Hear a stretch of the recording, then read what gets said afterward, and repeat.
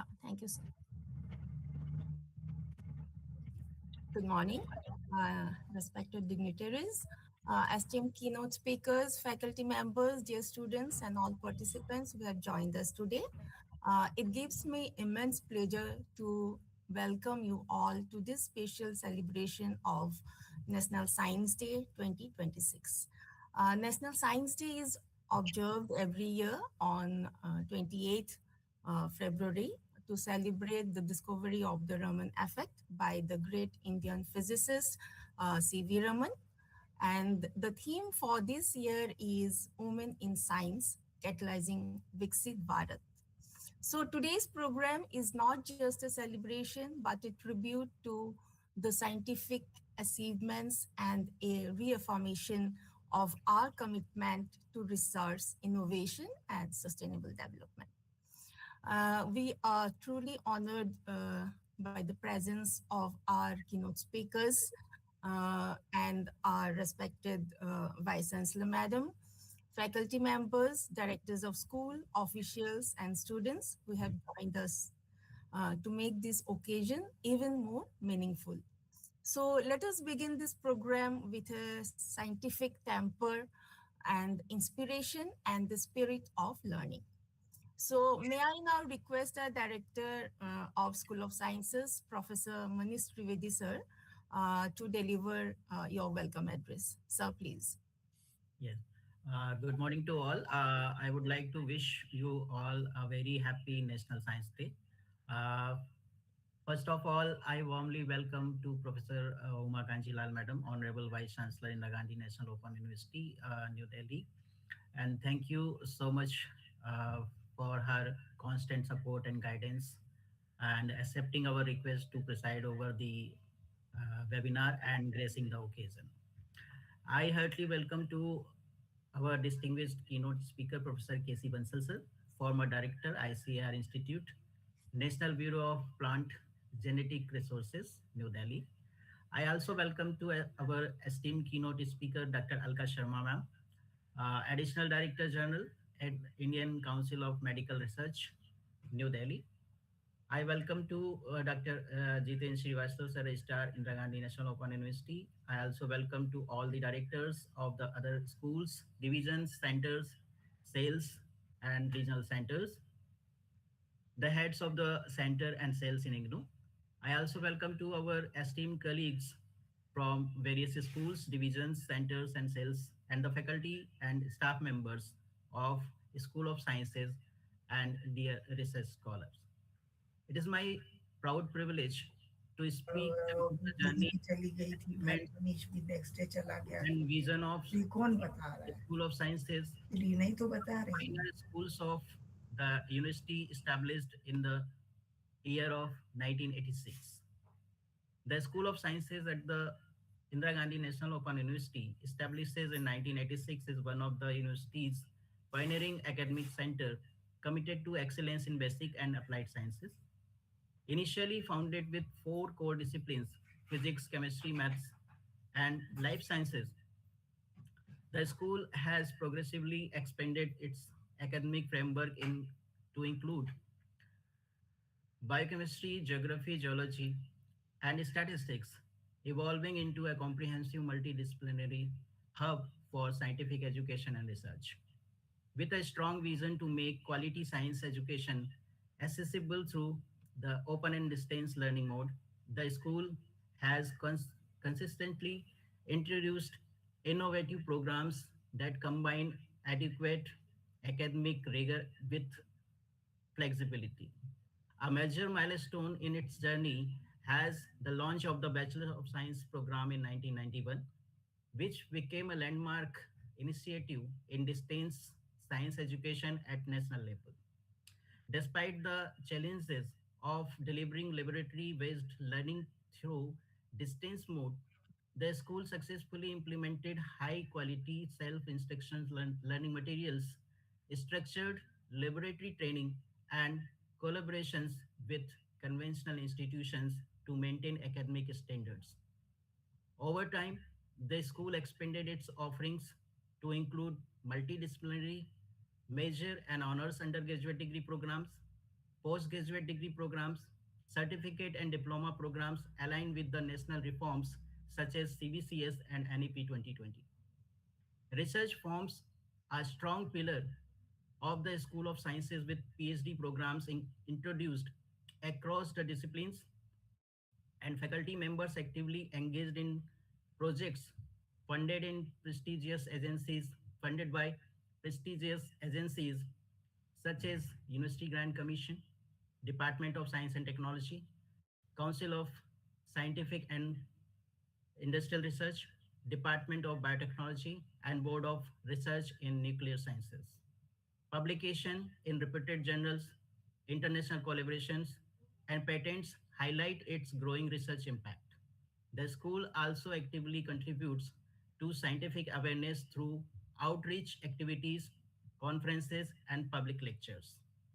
Recent initiatives installing an automatic weather station and the establishment of an ambient air quality monitoring station in IGNOU campus reflect its commitment to environmental monitoring and societal engagement. Today, with 8 disciplines, 40 dedicated faculty members, modern laboratories, and a wide range of academic programs, the School of Sciences continues to play a leading role in promoting accessible, innovative, and research driven science education while shaping future scientists and professionals. As we are celebrating National Science Day, we take pride in our contributions to scientific fields, shaping the next generations of thinkers and problem solvers. Once again, a happy National Science Day to everyone. Thank you. Thank you, sir. Uh, have VC ma'am joined, sir?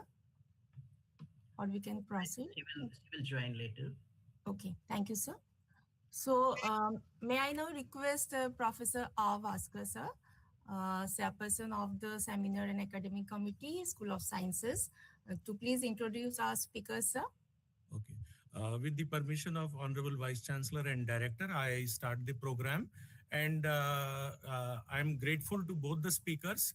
First, there is a slight change because Alka Madam is in the airport. We will listen to her for 10-15 minutes. And then I requested Bansal sir, who has kindly agreed. It is my privilege to introduce our distinguished speaker, Dr. Alka Sharma, a nationally respected leader in India's biotechnology and biomedical research ecosystem.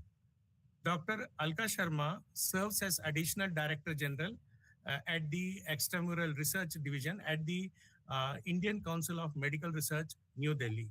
Over the course of her career, she has held several key leadership positions, including Senior Advisor in the Department of Biotechnology, Government of India, and Managing Director of the Biotechnology Industry Research Assistance Council, which is called as BIRAC. She has made significant contributions to advancing cutting-edge research and development, strengthening public-private partnership, and shaping India's biotechnology innovation landscape. Notably, she played a central role in formulating the Bio E3 policy, that is the India's first national dedicated national biotechnology policy, which focuses on biotechnology for economy, environment, and employment. And this was approved by the Union Cabinet in the month of August 2024. Dr. Alka Sharma also played a role of coordinator of Mission COVID Suraksha, where she played a pivotal role in India's COVID-19 response by leading the development of 5 indigenous COVID-19 vaccine candidates under the Department of Biotechnology's vaccine mission. She is an accomplished scientist and innovator. She holds 13 granted patents and has successfully transferred 3 technologies to industry. Her academic and professional journey includes advanced training at the National Institute of Health, USA, and she has been recognized with several prestigious honors, including the CSIR Technology Award for Innovation, and she has been elected as a INSA Women Associate and as a NASI Fellow. I want to tell you, friends, she is a role model for young women and we should get inspired by our achievements. And please join me in welcoming Dr. Alka Sharma. And Madam, we are grateful, despite being in the airport, you accepted. Highly grateful on behalf of IGNOU and School of Sciences. Please, Madam, stage is yours. Thank you so much, Professor Bhaskar, and for the nice introduction.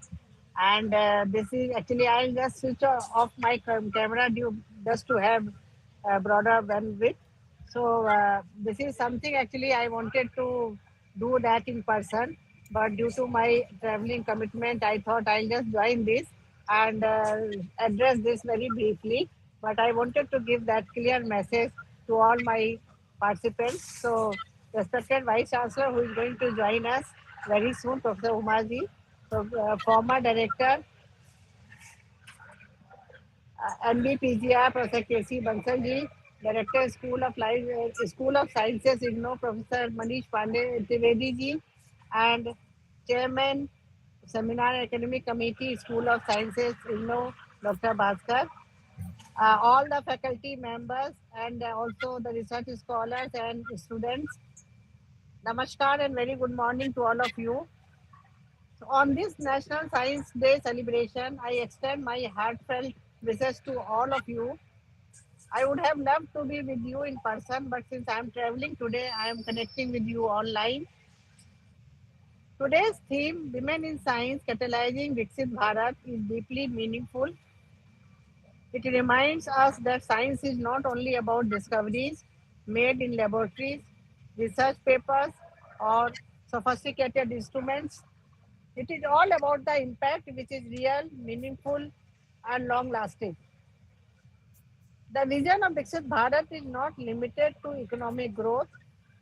It represents technological leadership, robust healthcare system, sustainable development, digital empowerment, and global competitiveness. And as you know, science is the backbone for all these, and the women are an integral part of these developments. Women in science have not just contributed in India's growth story so far, but are also playing a key role in Viksit Bharat. Being a woman in science, you all are lighting up the world of science with your talent, courage, and determination. As a woman in science myself, I understand the journey well, and this path is all about resilience. Today, Government of India has provided a number of professional opportunities to women scientists and researchers. There are now greater number of women in research and development. They all have now availed some of these programs and schemes in science and technologies which have been provided by the government.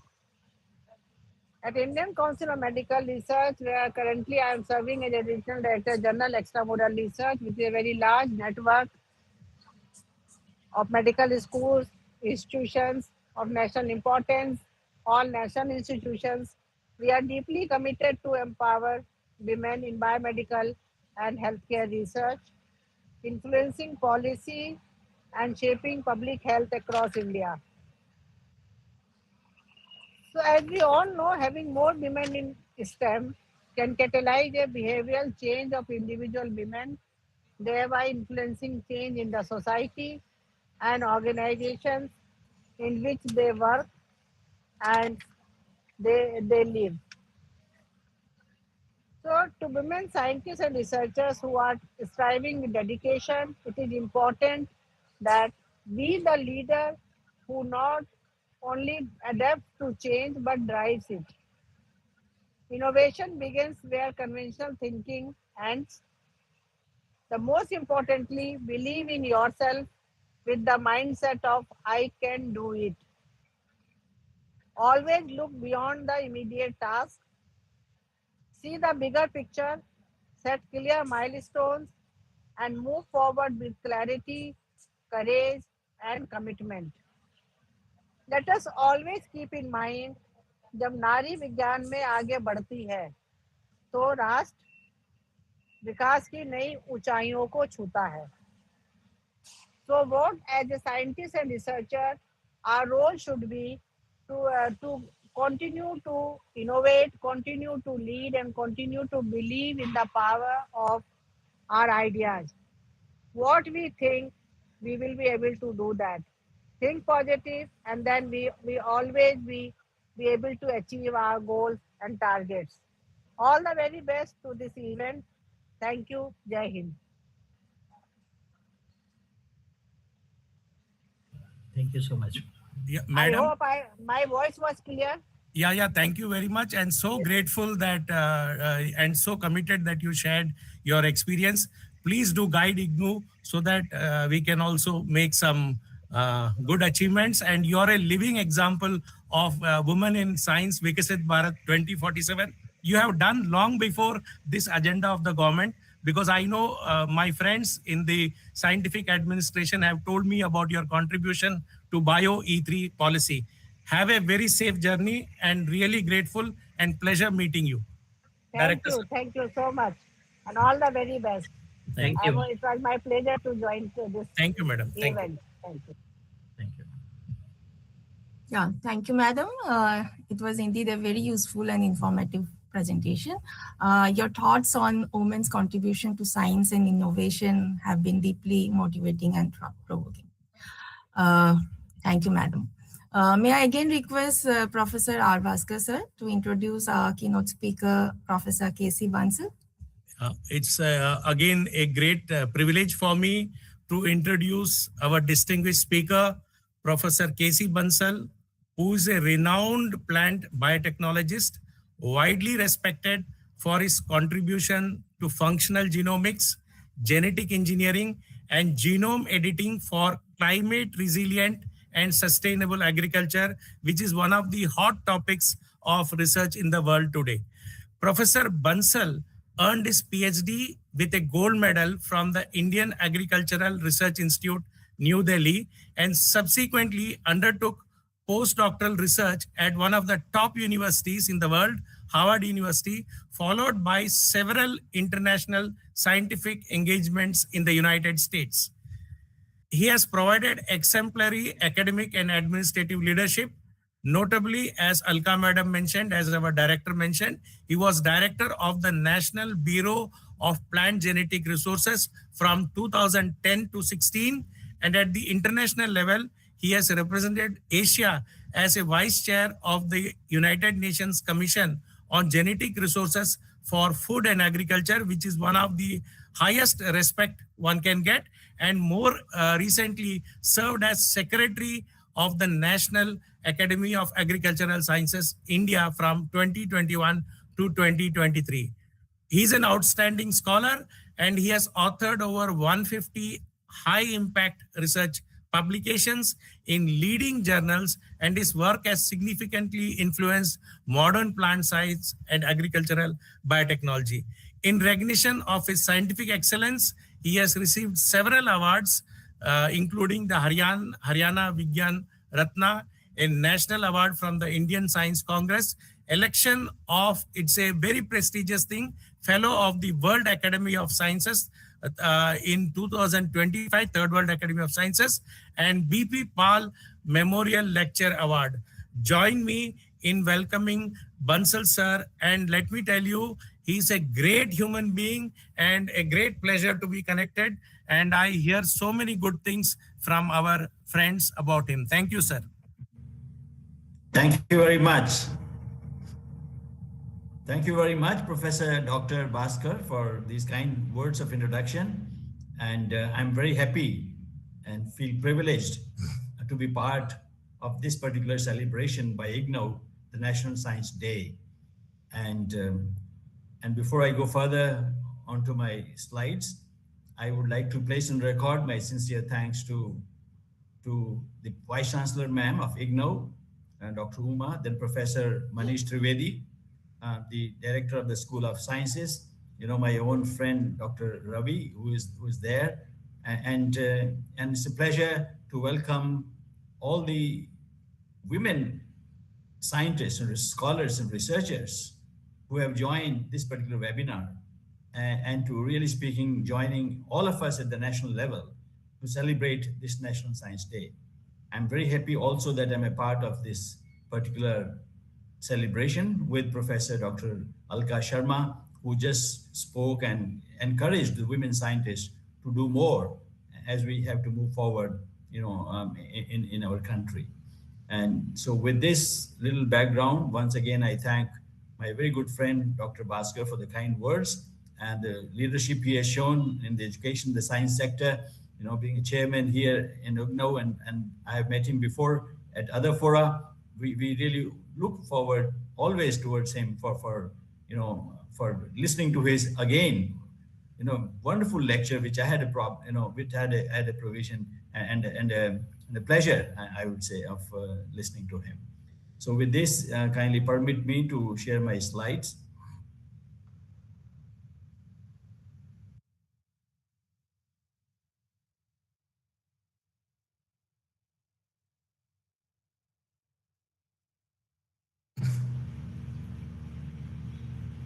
Visible, sir. No problem.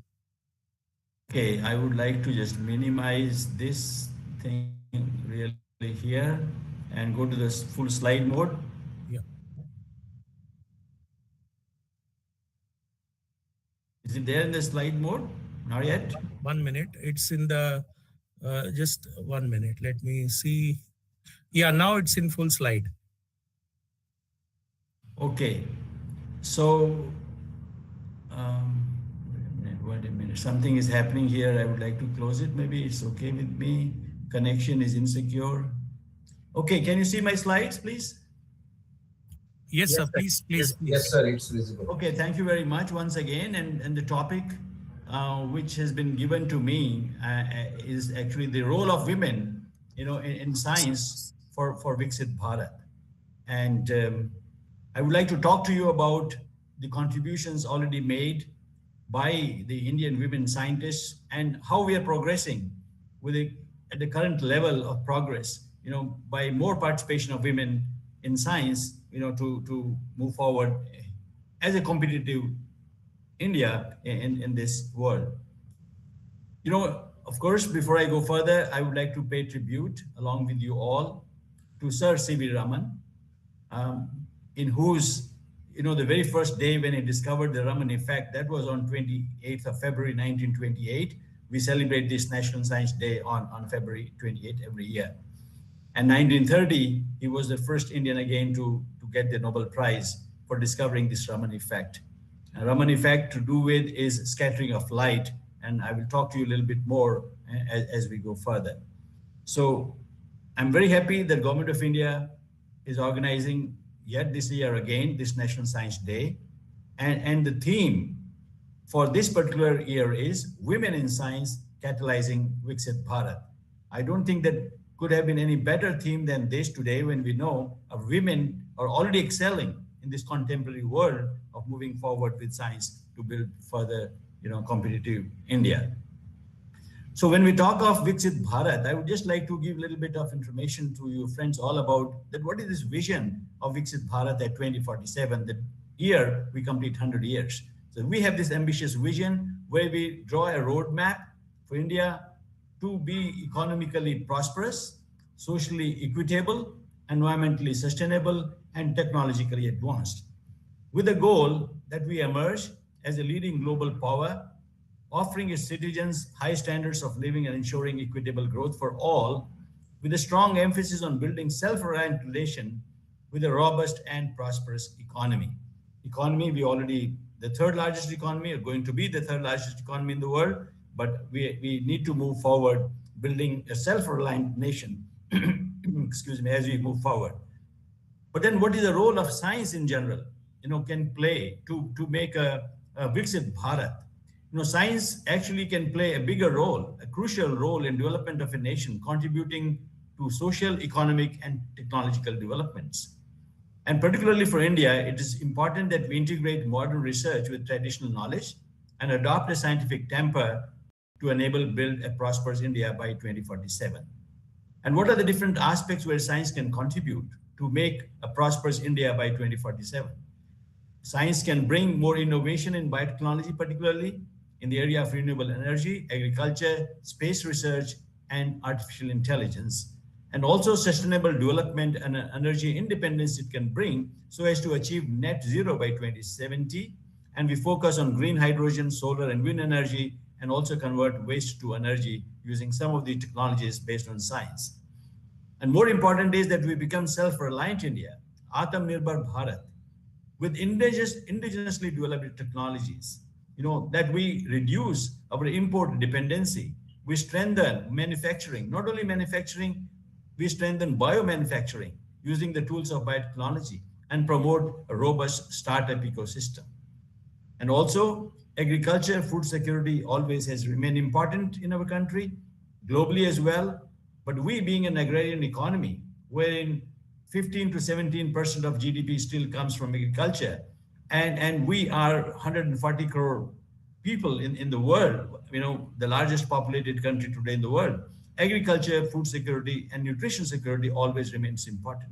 But we need to move on towards precision agriculture using tools of biotechnology, artificial intelligence to further improve our crop yields and also manage water more efficiently, more sustainably, and also, increase our income of our rural masses and rural farming families.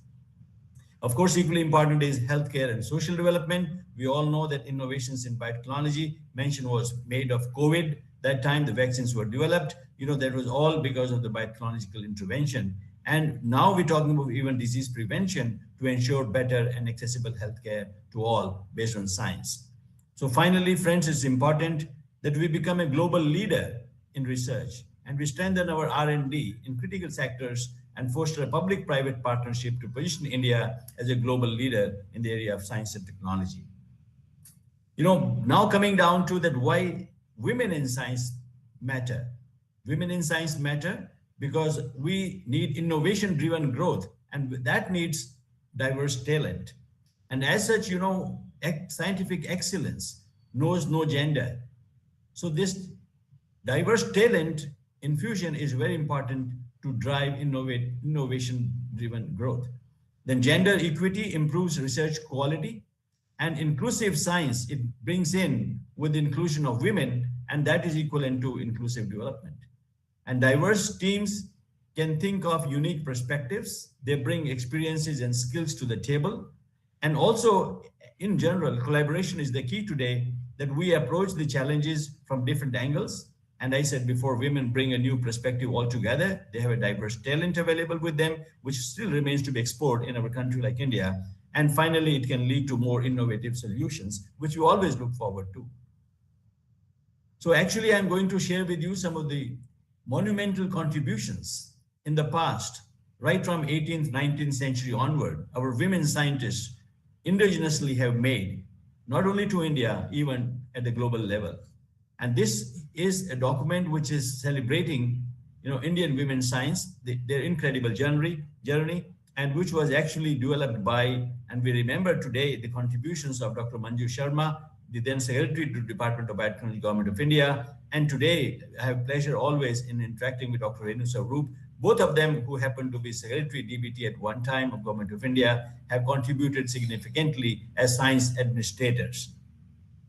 So when I go and kind of traverse the journey of some of the leading women scientists under different categories, for example, if we put them, to start with women who broke the glass ceiling. To start with, we talk about Dr. Kandimini Gagunli, who practiced as a physician in the 19th century India at that time, graduated in Western medicine in 1886, and she earned 3 PG diploma medicines from College of Edinburgh, College of Glasgow, and College of Dublin. And she was the first woman in India, one of the first, if I say, to practice medicine, the second being Anandi Gopal Joshi. Anandi Gopal Joshi, as you can see here, got a medical training at the Women's Medical College of Pennsylvania in USA. She did an MD in 1885, and she was the first physician in charge at the Albert Edward Hospital in Kolhapur in 1886. Unfortunately, she died at a very young age. Next, I'm going to talk about the women who is associated with botany. That is our subject, my subject, with agriculture. And she's the woman who is remembered, who helped India become the world's second largest producer of sugarcane. She was serving in London at the Jonas Institute of Horticultural Institute for about 5 to 6 years until 45. But the then Honorable Prime Minister, Mr. Pandit Nehru, invited her to India in 1951, which she agreed to his request, came to India and served as Director General, Botanical Survey of India. Excuse me, sir, the slides are not moving, Professor Bansal. The slides are not moving now. I think, or maybe it is moving for others. Yeah, madam, Lalita madam, it is moving for me. She is in Janaki Sammal slide. It is only you are having some problem. Yeah. Okay. Sir, it's okay. Please go ahead. No. Is the slide moving for all of you? Please confirm it once again. Yes, sir. Yes, sir, it's moving, sir. Yeah, it's moving. Any problem in between? If I were to No, repeat absolutely something? no problem from my what I see. No problem. Okay, so I was talking about the woman who helped India become the world's, making India the world's second largest producer of sugarcane. And I said before that she served the Jonas Institute Horticulture Institute in London from 1940 to 45. Then she was requested by the then Prime Minister, Mr. Nehru, to invite her to India in 1951. And then she served as Director General of Botanical Survey of India. She got a Padma Shri in 1977. And there's a flower variety of magnolia developed by her, which is the white flower shown here, which is named after her, Magnolia Cobus Janaki Amal. And I'm very happy to inform you all that India, which was at one time importer of sugarcane, became the world's second largest producer because of the variety she developed in sugarcane, and we started even exporting sugarcane. From importer we became exporter and generating crores of revenues in income. And there's an award constituted by the Ministry of Environment and Forest and Climate Change. That award is called E.K. Janaki Amal National Award in Taxonomy. And I'm showing you specifically because I've been associated as a member of selection committee, of this particular award, from time to time. And this is an annual award given by, I said before, MOEF, CC, Department of, Ministry of Environment and Forest and Climate Change. Then I'm talking about women who left their mark. The first Indian woman to receive a PhD degree in science is Dr. Kamla Sohini, from Cambridge University, UK, way back in 1936. She discovered an enzyme in potato called cytochrome C, which I know as an electron carrier plays a very big role. I'm sure you all know as scientists in respiratory electron chain. And she discovered, way back when she was in the USA in 1936. But you know what? This is very important for women scientists to also know that she had a tussle with Professor C.V. Raman himself, in whose, scientific discovery, we are celebrating this National Science Day, for joining as a woman scientist in the Indian Institute of Science, Bangalore. It's written, it's recorded. But then she finally persuaded Professor C.V. Raman to allow women to also work as scientists in this prestigious institution. And finally, she succeeded. And even Professor C.V. Raman agreed. And later, Professor Raman himself got encouraged to induct more women in research. So this is really, a kind of a indelible mark, which Dr. Kamla and, scientists of her stature has really left with us. And another scientist is Dr. Asima Chatterjee. She's the first woman to again have a Doctor of Science degree from Indian University in 1944. Again, the first woman to be awarded the Shanti Swarup Bhatnagar Award, which is quite, prestigious award in India. It's considered to be a Nobel Prize of India. Then developed a drug for epilepsy and few other diseases like malaria, which were that time prevalent in India. Another person I'm talking about is Dr. Anna Mani's contribution. She's the pioneer Indian meteorologist scientist. She again worked with Professor C.V. Raman as a PhD student. She has a passion for climate science and joined Indian Meteorological Department in 1948. She also worked in and occupied key positions in WMO, that's World Meteorological Organization. And she was quite passionate and interested in designing some of the instruments, not only designing, even manufacturing her own weather instruments, particularly for measuring the speed of the wind, as she's kind of demonstrating this year. And you can see here, this is the picture taken long time ago in Switzerland, sometimes in 1956, where you can see the only Indian woman in sari, along with all these stalwarts in the area of meteorological. So we feel so, empowered. We feel so inspired. We feel that we should also be contributing more, not only as women, even as men. It's important that we become leaders like her in science. Then I'm talking about women who inspire. I'm talking about Dr. Archana Sharma here, that she developed a new method altogether for chromosome visualization. She, in fact, published a book called Chromosome Techniques. And then she also founded a journal called Nucleus, and she was the founding editor of it. The Nucleus, again, I'm happy to inform you that I'm associated with this journal as one of the members of the editorial board. And she is, again, an awardee of Shanti Swarup Bhatnagar Award, and she got also Padma Bhushan, which is, again, a highly prestigious, civilian award, one of the highest awards in our country. And then we should not forget and remember who is currently working here as executive director of the Translational Health Science Technology Institute, THISTI, in Faridabad, very close where I live, Dr. Gagandeep Kaur. And she is actually the first woman to be elected or selected, as fellow of Royal Society of London, which is very, very prestigious. Only, few of the scientists from Indian origin have been, really speaking, elected to this, the first, science society or academy, we call it, that's for the fellow of the Royal Society of London. Then coming down to women with entrepreneurial skills, it's very important that you convert your scientific knowledge to revenue, to money, and you generate a big business out of it. We're talking today of startups. So we cannot forget ever of the contributions in our country made by Dr. Kiran Majumdar-Shaw. She's the household name, for women and for all of us when we talk in the area of biotechnology. You all know she's the chairperson and managing director of Biocon. She was Time Magazine's 100 most influential people in the world. She got Padma Shri in 1989 and also Padma Bhushan in 2005. And kindly permit me, when we talk of women with entrepreneurial skill, to talk of one of my own students, actually. My own PhD student. Her name is Dr. Deepthi Thayal. She's currently a CEO of an ingenious e-brain, which she initiated after completing a PhD in 2005 into 2012 against odd odds. I know she had a wonderful scientific temper, but never we imagined that she will start her own company and she will build a truly knowledge-driven economy. In the last about more than, about 15 years, she's been working in this company as a CEO. She's the founder. She's all in all, in fact, if I say so. And she's leading an organization with more than 60% of workforce were women. That's another contribution she's making with expertise in biotechnology, pharma, ICT, automotive, and renewable energy.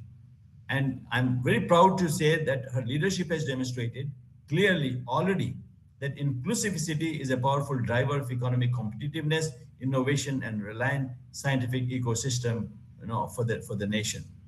And her company, as you call it, Ingenious eBrain, stands as a living example today of how women-led development can shape the vision of Viksit Bharat 2047. And then we move from blue sea to blue sky. You know what? The Sir C.V. Raman was fascinated by the deep blue color of the Mediterranean Sea. That's how he discovered, the sky is also blue, but not that because of that, the sea is also blue. He discovered, the molecular scattering of light, through water or through transparent, media. And he suspected it was not just a reflection of the sky.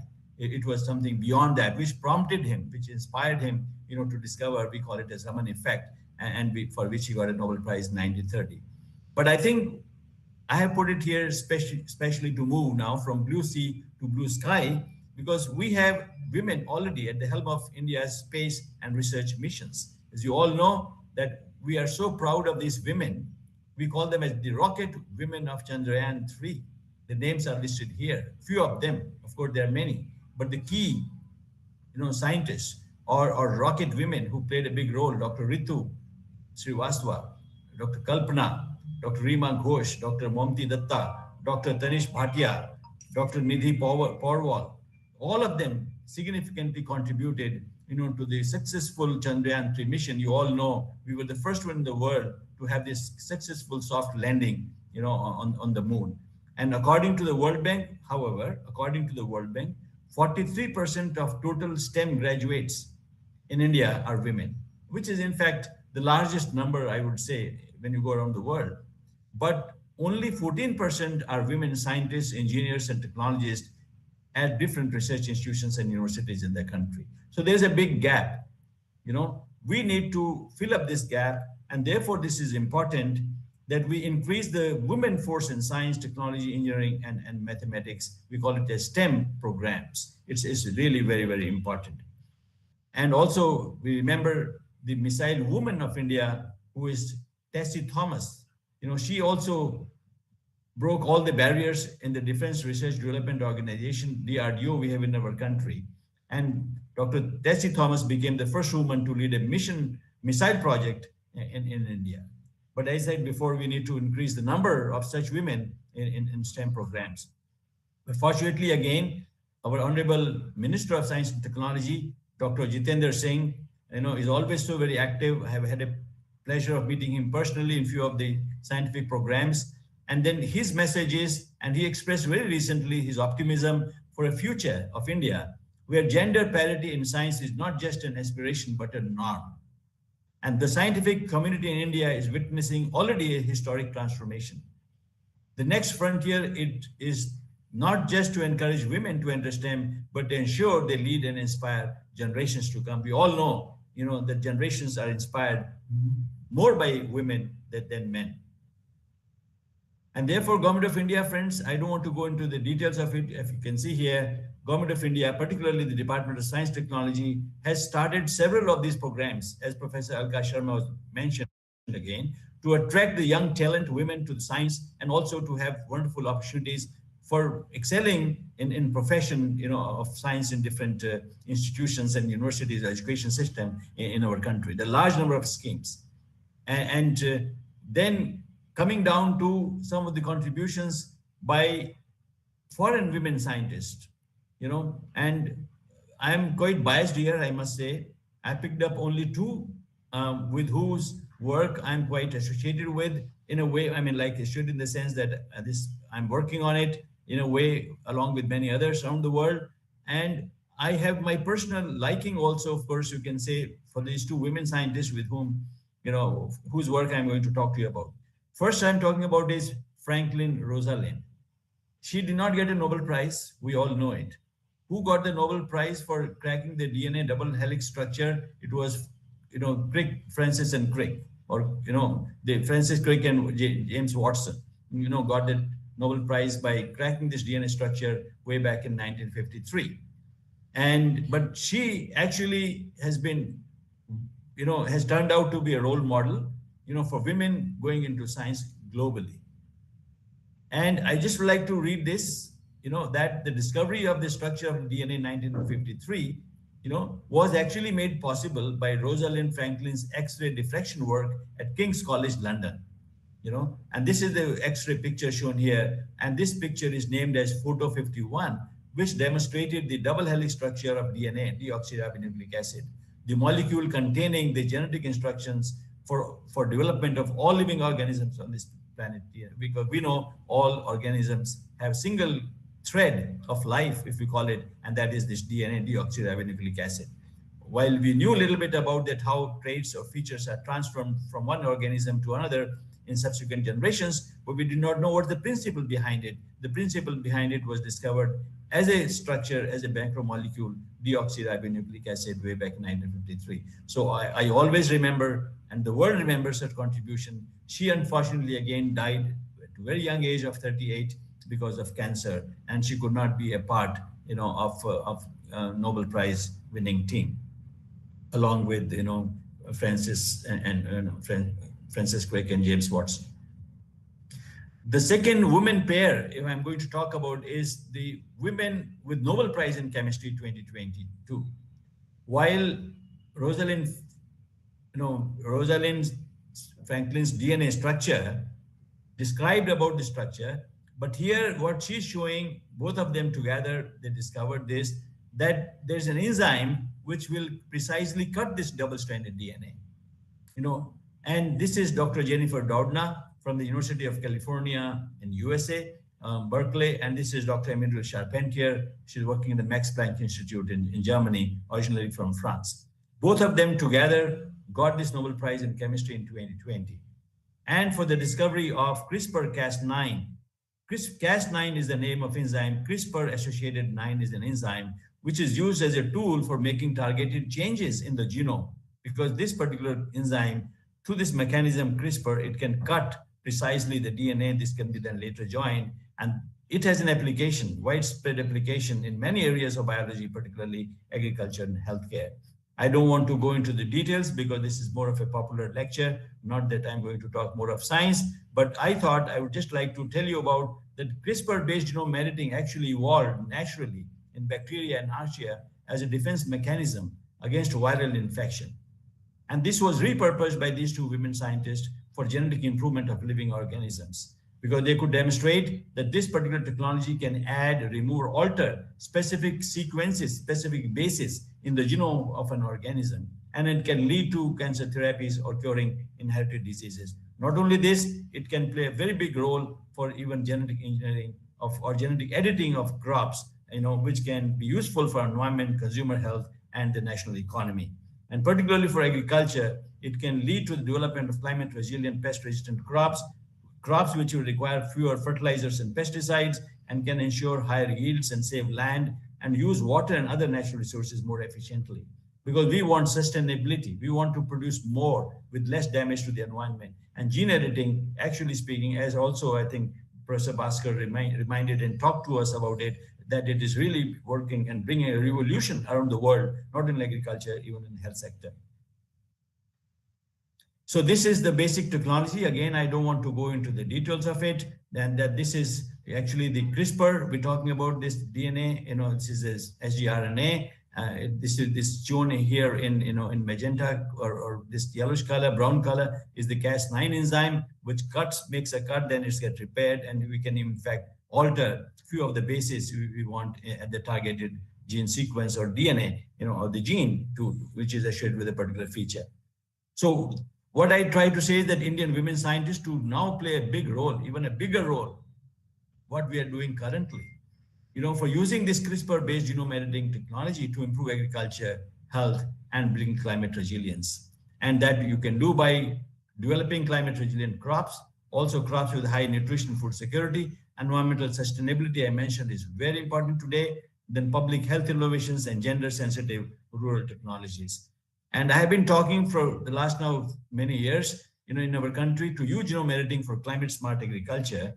And I'm very happy that Dr. Bhaskar reminded us about the role of Dr. Professor Alka Sharma, in developing this BioE3 policy. BioE3 policy, friends, was launched by Honorable Prime Minister in August 2024. And it has got six thematic sectors for biomanufacturing. I'm talking about highlighting the role of biotechnology I mentioned before. Not only manufacturing, biomanufacturing is very important today. We talk of bio-based chemicals and enzymes. We talk of functional foods and smart proteins. We talk of precision biotherapeutics. Talk of climate resilient agriculture. I showed in my presentations primarily to talk about the importance of biotechnology for developing climate resilient crops. Then carbon capture and utilization, so very important. Carbon credit is recognized in India and globally. We need to move towards net zero emissions by 2070. And futuristic marine and space research is also very important, and where biotechnology play a big role. So we are very fortunate. We are the front runners, I would say, globally to have such a policy under the leadership of our Honorable Prime Minister of India. And then these are some of the scientific articles that we have been talking about in India to promote the use of CRISPR-based genome editing, particularly in agriculture. These are few of the base editors, and prime editors information we have shared in this particular review article. We have developed a roadmap where we have identified the priority crops and the traits for genetic improvement through genome editing for Indian agriculture. This came in 2021, this came in 2022.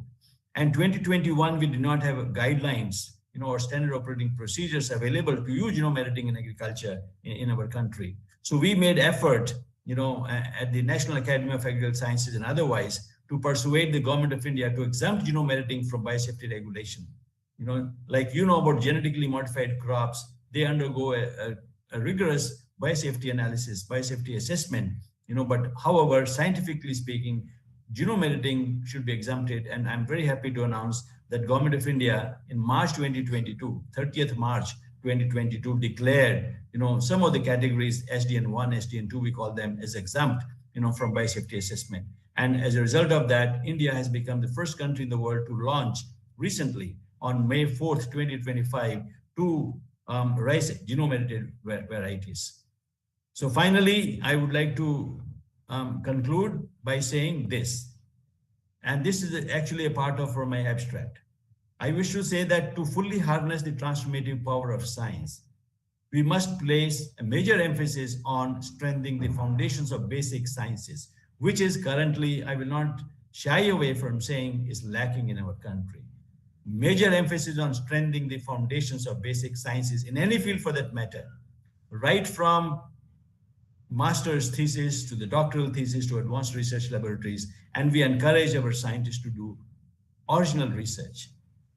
Second, a truly Viksit Bharat, we call it a self-reliant, yes, but globally competitive world, in globally competitive India, will require not only increased participation of women in science, yes, we need that, okay, as I said before, for various reasons, but we also need their meaningful engagement in conducting, again, basic research, generating original knowledge, making path-breaking discoveries, and leading to technology development for driving innovation in India at the highest international standards.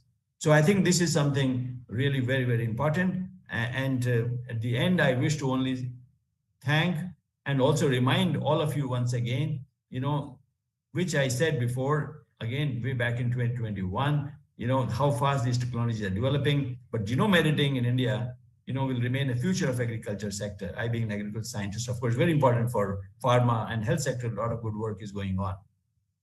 And I've had a pleasure of interacting, not only meeting, interacting with the Nobel laureate herself, as I was invited, to her institute in January 2024 to visit University of California. She has founded one institute, she calls it Innovative Genomics Institute, the money she got, from the Nobel Prize. And we had a lot of good discussion about the climate resilient agriculture in India, how we can, genome editing can contribute to this. So with this, I thank you all for your patient listening. I didn't want to elaborate more science part of it. I did not want to make too lengthy. I think the time given to me was about 30 minutes, and I hope I have been able to keep up the time. And also I would encourage the scientists, the women scientists, the students, those who have joined us to interact, to have questions. And I think I'll be feeling more happy and better, if you ask me questions. But before I say, once again, thank you all, I want to say with these flowers, because this is all for women scientists, women scholars, and these flowers are genome edited flowers.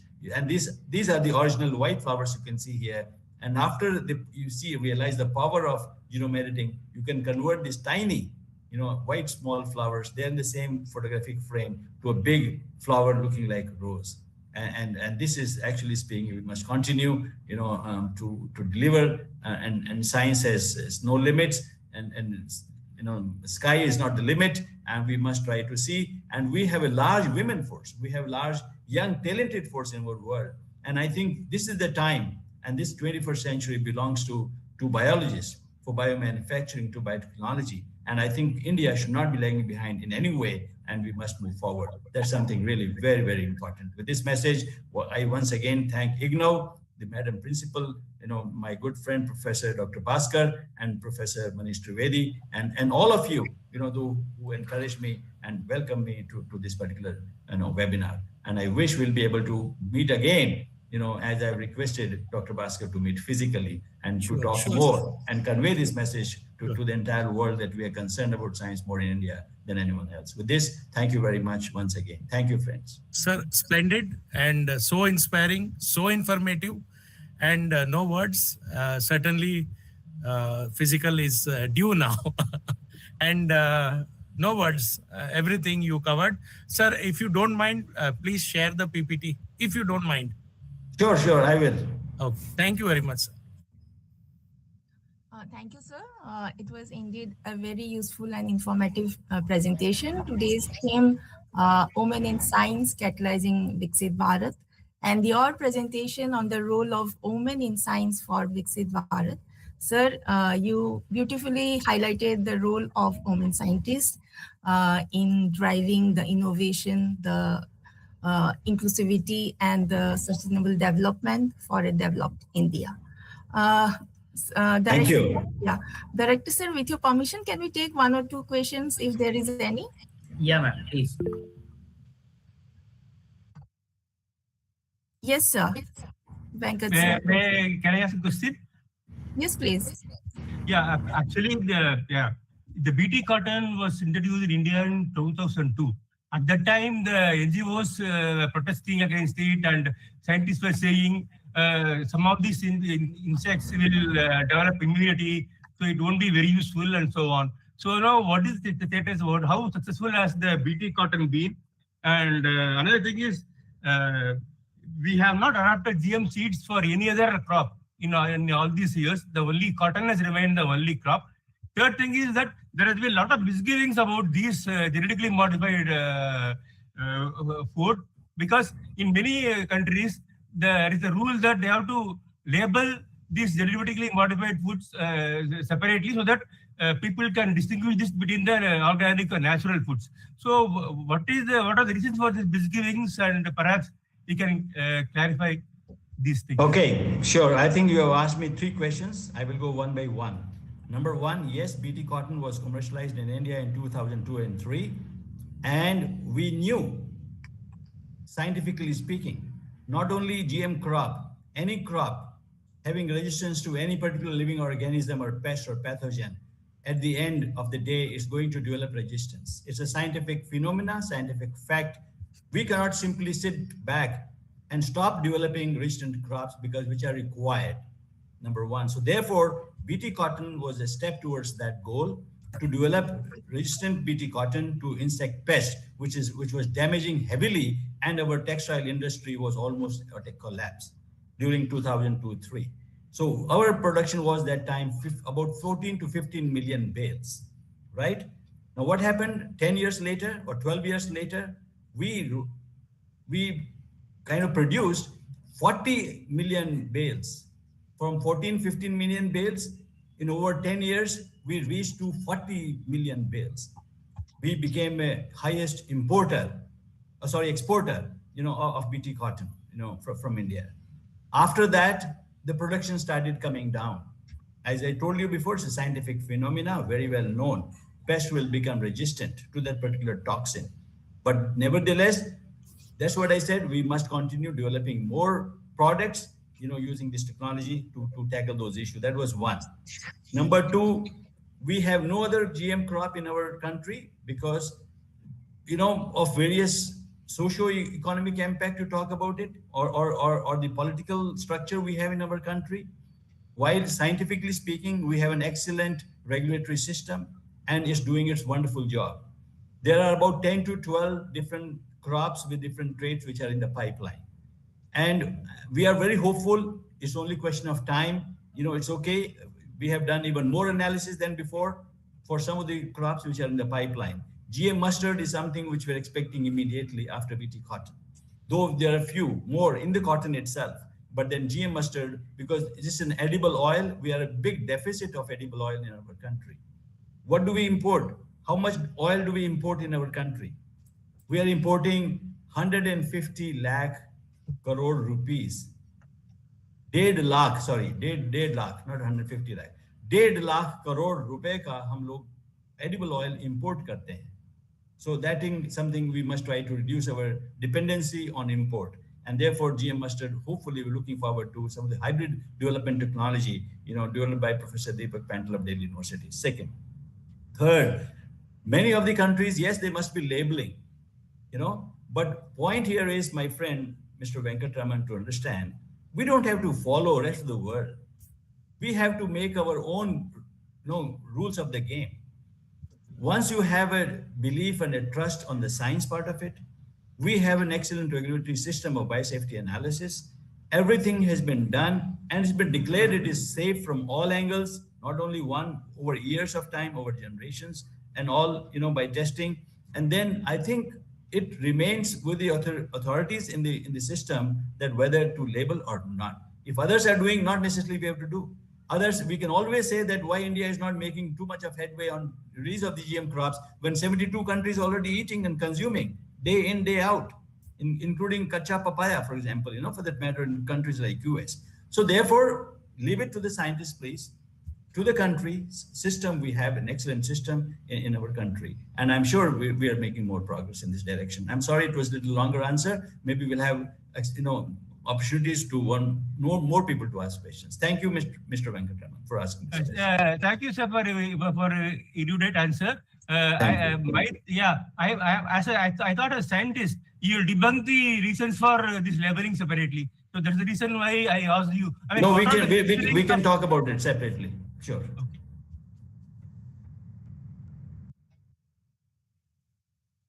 Any other question, please? I would encourage women to ask questions. Yeah, that is a very good. Yes, sir. I have one question. Dr. C, yes. I think someone else is asking another question. Can I finish asking? Yes, Dr. Siaram, I want to ask one question related to the CRISPR-Cas. Basically, CRISPR-Cas9 is well-known technology to edit the genome. Another technique is some modifications are there is Cas12a. Is any difference between the Cas9 and Cas12a? Yeah, there's a lot of difference between the two. The mechanism of action is different, but the end result is the same. And these have been, actually speaking, discovered by various researcher groups. Cas9 by, I mentioned before, Dr. Jennifer Doudna's group. Cas12 by MIT, in Harvard, in US, and they have got different mechanism of action. And also important is that end result, is genome editing. So we have developed, I mentioned before, 2 genome edited rice varieties in India, one with Cas9, another with Cas12a. But for us, important is that, how to tackle those IP issues, which are different for both the enzymes. Yes. So, and we can of course talk more details later, more science of it. I don't want to go into it too much right now, but we can discuss it out. Yeah. Okay, sir. Which one is easier, sir? Which one is easier? There's nothing called anything easier. And we should not believe anything in easy way out. I must tell you, when we talk of science, it is the kind of sincerity with which the hard work we do and commitment and dedication to develop a product. Both are equally good. And we have fortunately an example of India developing this genome edited rice with both of them. With Cas9 at IRI, by Dr. Vishwanathan's group, DST1 rice, we call it. By Cas12, we have a DRR 100 rice at Hyderabad. And both are wonderful. Okay. Yeah. Okay, thank you, sir. Thank you. Sure, most welcome, Dr. Siaram. Any other question from women scientists? Please give preference to them. Professor Kamala. I was.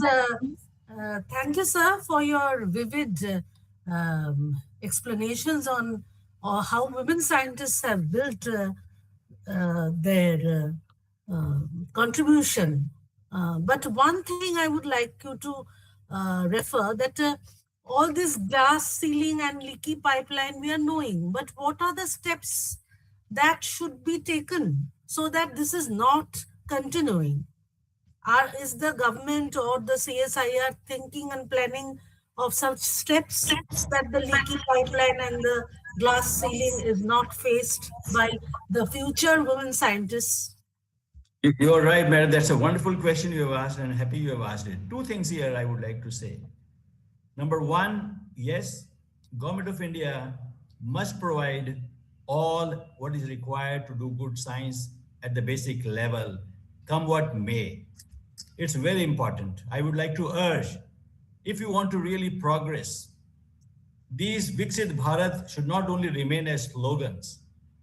We must recognize the strength of our scientists to do basic research. We must give them what they ask for. If they ask for moon, please give them. Because if we don't give them now, or in other words, if we don't invest in science now, I won't be shying away from saying that India will lag behind the world in the nation's competitive world. So we must urge Government of India to increase investment in R&D, in basic R&D, in different sectors, number one. Number two, they must create an enabling environment. You cannot